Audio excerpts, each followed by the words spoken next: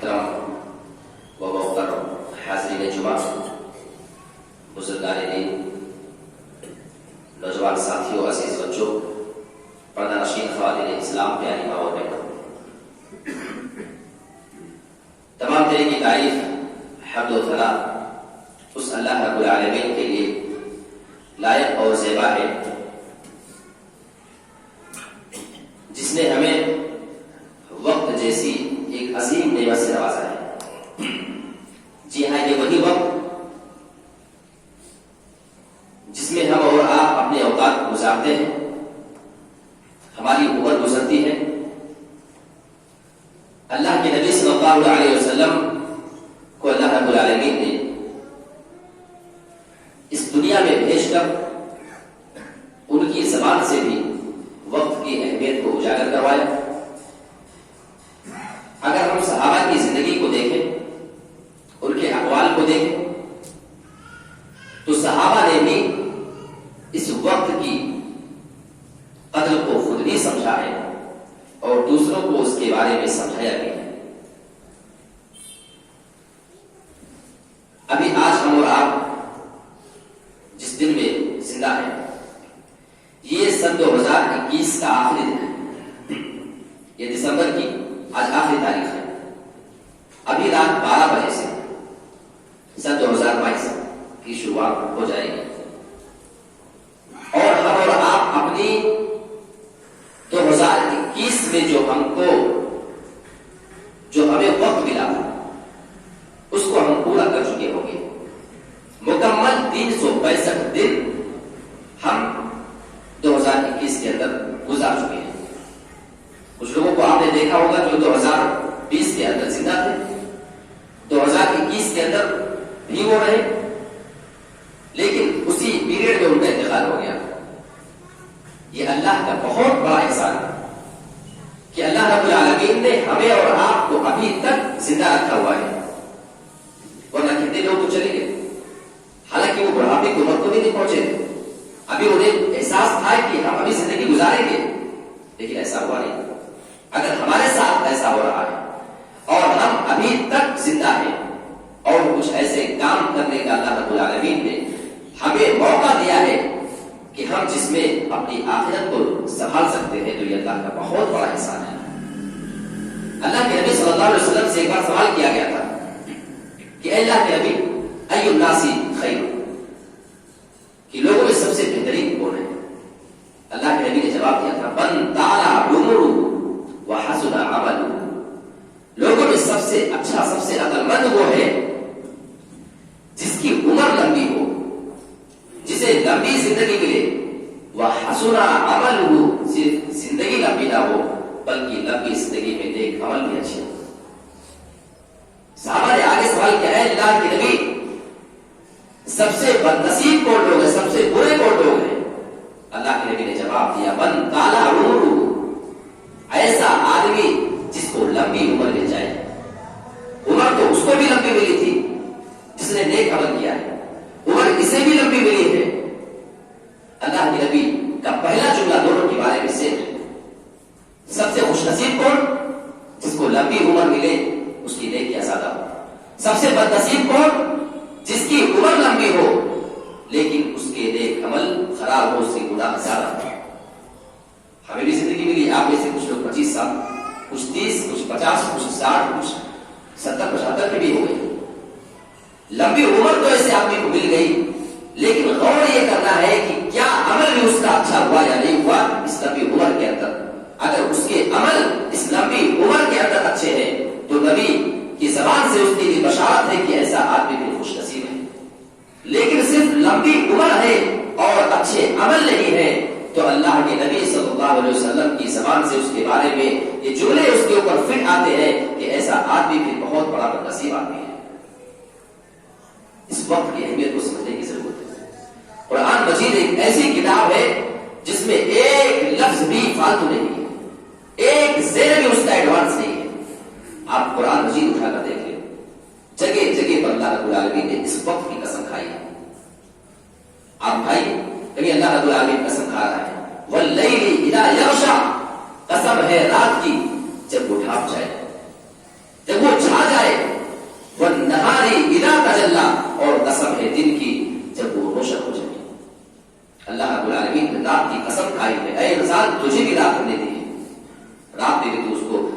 لیے استعمال کر سکتا ہے.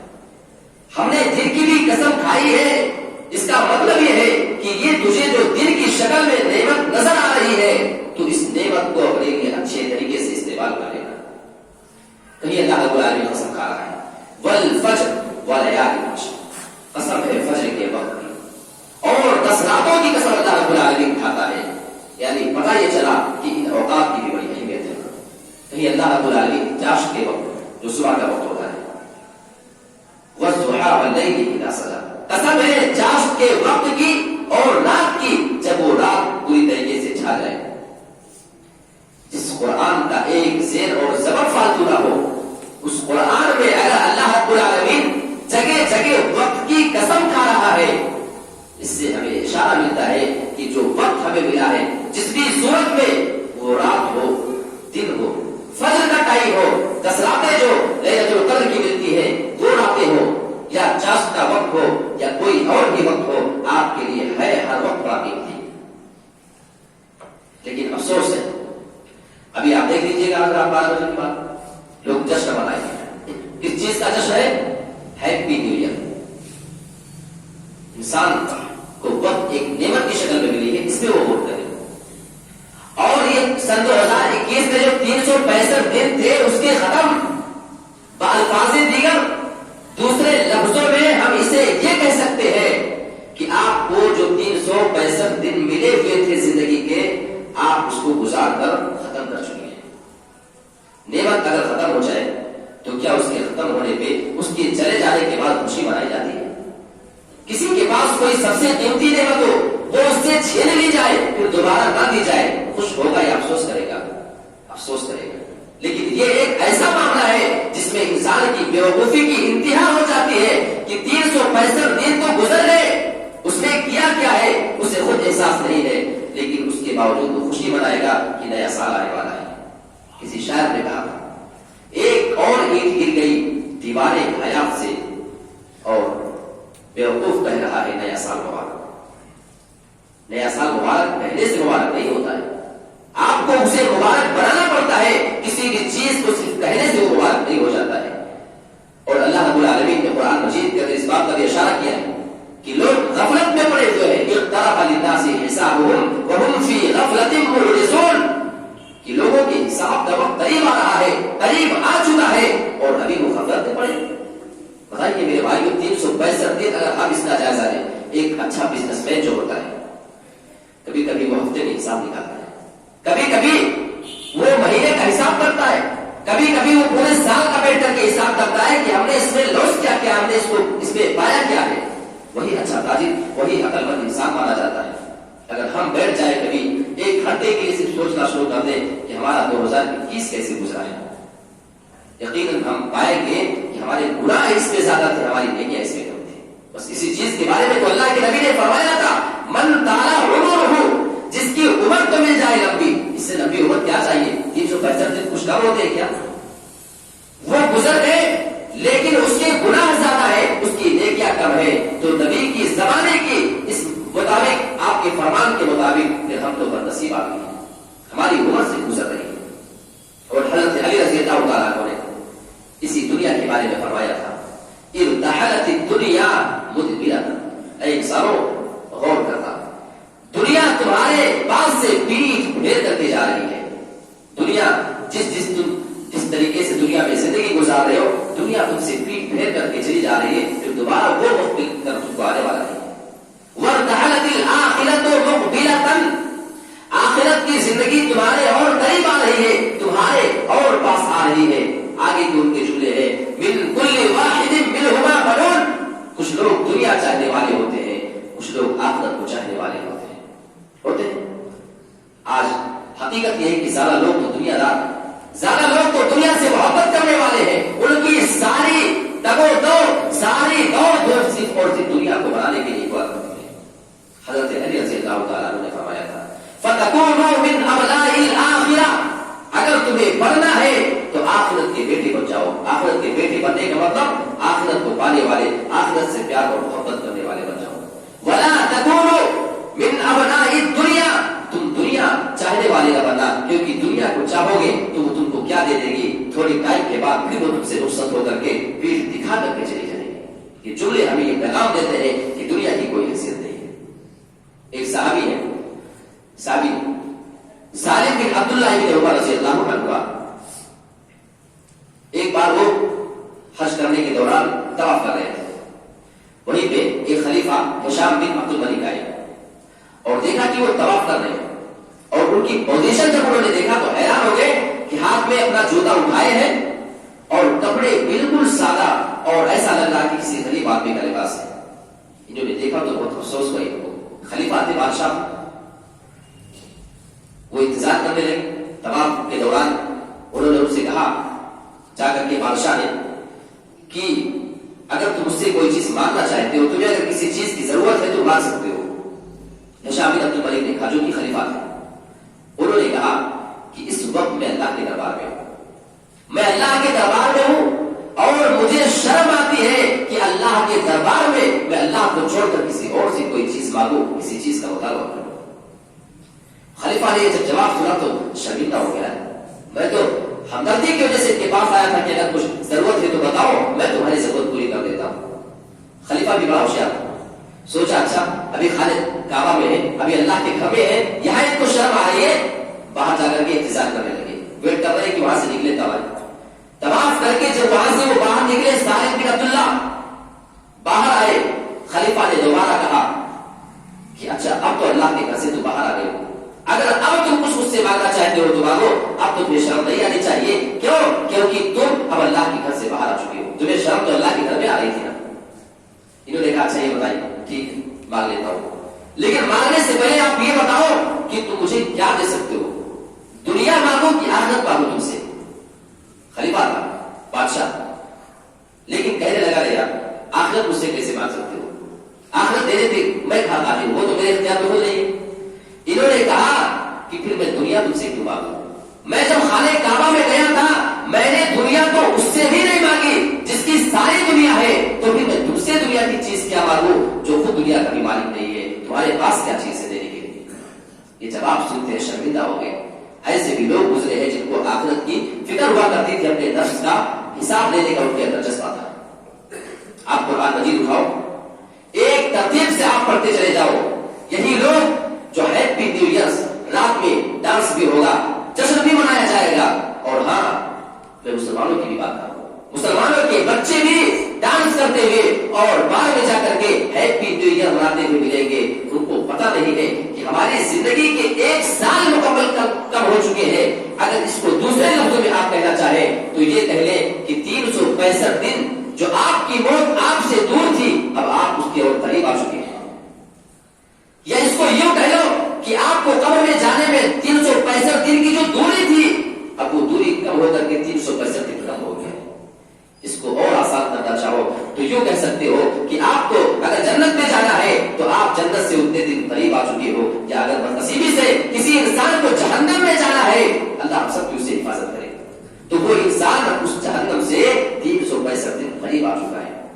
بتاؤ کون سا عقل مند انسان ہے جو ایسی چیزیں جاننے کے بعد بھی ہیپی نیو ایئر اور یہ جشن منانے پہ تیار ہے؟ قرآن مجید اٹھاؤ، اللہ رب العالمین نے اعلان کرنا 2 قسم کے لوگ آئیں گے. کچھ لوگ ہوں گے جو خوش نصیب ہوں گے، فَأَمَّا مَنْ أُوتِيَ كِتَابَهُ بِيَمِينِهِ، کچھ لوگ آئیں گے ان کا نام اعمال ان کے دائیں ہاتھ میں دیا جائے گا. اور دائیں ہاتھ میں نام اعمال ملے کا مطلب ان کو جنت ملنے والی ہے. یہ خوش نصیب لوگ ہیں. فَيَقُولُ هَاؤُمُ اقْرَءُوا كِتَابِيَهْ، مارے خوشی کے چیخے گا، پکارے گا، سارے لوگوں کو اپنے نام اعمال دکھاتا پھرے گا. هَاؤُمُ اقْرَءُوا كِتَابِيَهْ، یہ لوگ دیکھو دیکھو میرا نام اعمال آج مجھے ملا ہوا ہے. إِنِّي ظَنَنتُ أَنِّي مُلَاقٍ حِسَابِيَهْ، قرآن گواہی دیتا ہے کہ یہ شخص کہے گا، چیخو پکار لگائے گا کہ مجھے امید تھی، مجھے بھروسہ تھا کہ مجھے میرا نام اعمال ملنے والا ہے. فَهُوَ فِي عِيشَةٍ رَاضِيَةٍ، ایسے آدمی کو آرام کی اور رضامند زندگی مل جائے گی جس زندگی کا وہ تلاش کیا کرتا تھا. فی عیشۃ راضیہ، ہر آدمی کو چاہتا ہے کہ خوشی والی زندگی ہمیں مل جائے، لیکن دنیا میں نصیب نہیں ہوتا ہے. جس کے پاس کم ہے وہ بھی ٹینشن میں ہے، جس کے پاس زیادہ ہے وہ بھی ٹینشن میں ہے، وہ بھی ڈپریشن میں ہے. فَهُوَ فِي عِيشَةٍ رَاضِيَةٍ، حقیقت میں اچھی زندگی تو وہی مل سکتی ہے. فِي जन्नतिन आलिया, ऊंचे ऊंचे बागात में जन्नत के अंदर वो चला जाएगा और वहां पे जो चीज वो चाहेगा सारी चीज उसको खाने के लिए पीने के लिए जिस तरह की उसकी आरज़ू है सारी आरज़ू पूरी कर दी जाएगी। मेरे प्यारे साथियों, अल्लाह रब्बुल आलमीन दूसरे लोगों का भी नक्शा खींच रहा है। ये तो खुशनसीब लोग हो गए ना, ये ऐसे लोग जिनकी उम्र मिली थी, उम्र का अच्छा इस्तेमाल कर लिया, जो उनको जिंदगी मिली थी उसका अच्छा इस्तेमाल। कुछ और बदनसीब लोग आएंगे, उनको भी नाम याद दिया जाएगा। कुरान नक्शा खींचता है, वअम्मा मन ऊतिया किताबहु बिशिमालिही, जिस आदमी का नाम अमाल उसके बाएं हाथ में दिया जाएगा, उल्टे हाथ में, लेफ्ट हैंड में, उसका मतलब ये होगा कि तुम्हारा ठिकाना जहन्नम है, तुम कामयाब नहीं हुए, सक्सेस तुम्हारे हाथ में लगी। फयक़ूलु या लैतनी लम ऊता किताबिया, मारे अफसोस के चीखों पुकार लगाएगा कि हाय मुझे मेरा नामे अमाल क्यों दे दिया गया, काश कि मुझे मेरा नामे अमाल ना दिया जाता, मैं नहीं जानता कि मेरा नामे अमाल क्या चीज है। या लैतनी लम ऊता किताबिया वलम अदरी मा हिसाबिया, और मुझे मालूम नहीं होता कि हिसाब और किताब क्या चीज होती है। या लैतहा कानतिल कादिया, जो मौत मेरे पास आई थी वही फैसला क्यों नहीं कर दी, काश कि मुझे दोबारा जिंदा न किया जाता। मां अगना अन्नी मालिया, दुनिया में मालदार आदमी था वो, मां अगना अन्नी मालिया, बहुत मुझे गुरूर था अपनी दौलत पर, लेकिन मेरी दौलत ने तो जर्रा बराबर मुझको फायदा नहीं पहुंचाया। हालांकि आदि सुल्तानिया, दुनिया में तो मेरा रोज चलता था, लोगों के ऊपर मेरे नाम का सिक्का चला करता था, मेरा नाम सुन करके अच्छे अच्छे काम किया करते थे। हाय वो मेरी बादशाहत, मेरी सल्तनत भी आज हलाक हो गई, तबाह और बर्बाद हो गई।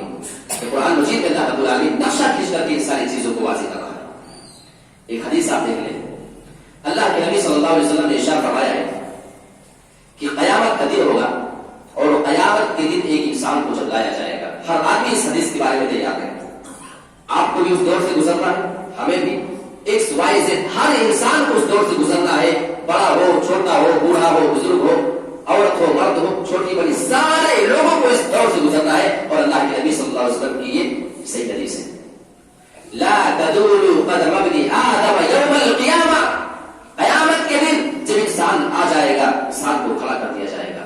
अल्लाह के नबी ने फरमाया ला तदूलु कदम इब्नि आदम, इंसान के दोनों कदम जम जाएंगे अपनी जगह से, हिलेंगे नहीं, एक चुपिश वहां पे होगी।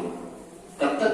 हत्ता युसअल अन खम्स, जब तक कि उस आदमी से 5 चीजों के बारे में सवाल न कर लिया जाए, और सिर्फ सवाल नहीं, सवालों का जवाब जब तक न दे दिया जाए, उस वक्त तक उसके कदम अपनी जगह से नहीं हिलेंगे। कौन से सवाल है? पर्चा आउट है, क्या है? दुनिया में एग्जाम होते हैं, पेपर अगर कहीं से लीक हो जाए तो एग्जाम कैंसिल कर दिया जाता है, दूसरा पेपर बनेगा, दोबारा एग्जाम देना है, आओ यहां तो पर्चा आउट है। अल्लाह के नबी ने पर्चा आउट कर दिया है, आओ तैयारी करो। दुनिया में अगर कोई पर्चा आउट हो जाए, एक सवाल के बारे में अगर किसी को पता चल जाए, ऐसा याद करके जाता है कि वो आंख बंद करके लिख देगा, है ना। अल्लाह के नबी ने पर्चा आउट कर दिया है। कौन सा सवाल? अन उम्रिही फीमा अफनाह, ये जो उम्र मिली है ना, जो आप जिंदगी गुजार रहे, कोई 20 का, कोई 25, कोई 50, 60, 70, सारे उम्र के लोग यहां मौजूद है। अन उम्रिही, उसकी उम्र के बारे में उससे सवाल किया जाएगा, फीमा अफना, ऐ मेरे बंदे बता, हमने तुझे जिंदगी दी थी, लंबी जिंदगी दी थी, फीमा अफना, उसको तूने कहां गुजारा है, कैसे इस्तेमाल किया, एक एक वक्त का उसको हिसाब देना पड़ेगा। फिर बताए कि हैप्पी न्यू ईयर मनाने वाले बेचारे क्या जवाब देंगे अपनी इस जिंदगी का, जब उससे सवाल किया जाएगा। और नौजवानों खास तौर से आपके लिए, वअन शबाबिही फीमा अबला, एक नौजवान को बुलाया जाएगा